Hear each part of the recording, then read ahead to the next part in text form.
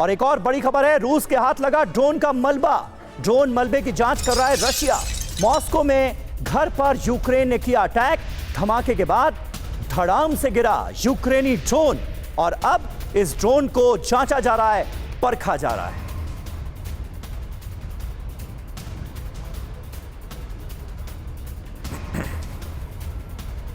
तो ये तस्वीरें आपको दिखा रहे हैं उस ड्रोन की जिसके जरिए बड़े हमले को अंजाम दिया गया है। जाहिर है अब ड्रोन का मलबा रूस के कब्जे में है और उसे जांचा जाएगा, परखा जाएगा और यह पता लगाने की कोशिश की जाएगी कि आखिर ये किस तरह का ड्रोन था।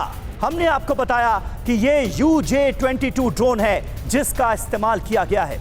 रूस यूक्रेन युद्ध में आज के हमले को टर्निंग पॉइंट माना जा रहा है। इससे पहले यूक्रेन की तरफ से क्रीमिया ब्रिज पर हमला किया गया जिससे ब्रिज को बहुत बड़ा नुकसान हुआ।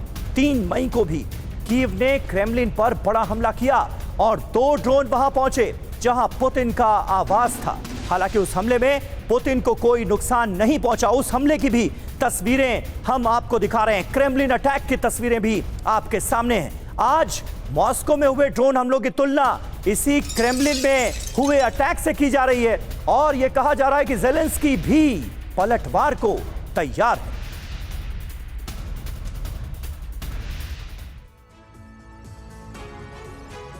और इस बीच एक अहम खबर, ड्रोन हमलों से मॉस्को में सनसनी मची हुई है। दर्जनों घरों के शीशे चटक गए हैं। हमलों के बाद लोग सड़कों पर आए, कईयों ने बंकर्स में शरण ले ली है। ये देखिए मॉस्को में कैसे हड़कंप मचा हुआ है। कई इमारतों में जो खिड़कियां हैं उसके शीशे टूट गए।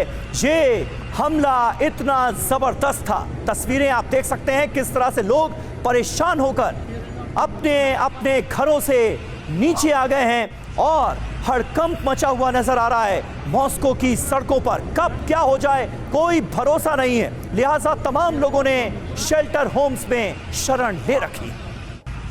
डॉक्टर राजीव नयन साहब, क्या यह संभव है कि बिना वेस्टर्न कंट्रीज से मिली हरी झंडी के कीव इतने बड़े अटैक्स को कर पाने में कामयाब हो जाए?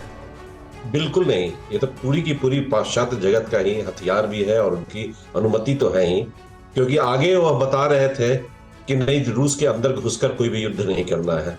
लेकिन अब शुरू हो गया और यहाँ तक अब धीरे धीरे उन्होंने संकेत देना भी शुरू कर दिया था। कई महत्वपूर्ण पाश्चात्य देश, उसमें इंग्लैंड भी शामिल है, यूनाइटेड किंगडम, कि हम उन्हें वैसा हथियार प्रदान करेंगे जिससे कि वह रूस के अंदर घुसकर एक हमला कर सकता है।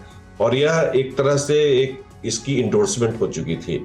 अब जो आपने बात उठाई थी कि क्या इसका युद्ध का अंजाम होगा, तो बहुत कसकर एक बात फैली हुई है और विभिन्न मीडिया हाउसेज में आ रहे हैं कि अब फ्रंटलाइन जो ट्रुप्स उनका था उनको बॉर्डर पर ले जाने का एक रूस के ऊपर दबाव रहेगा।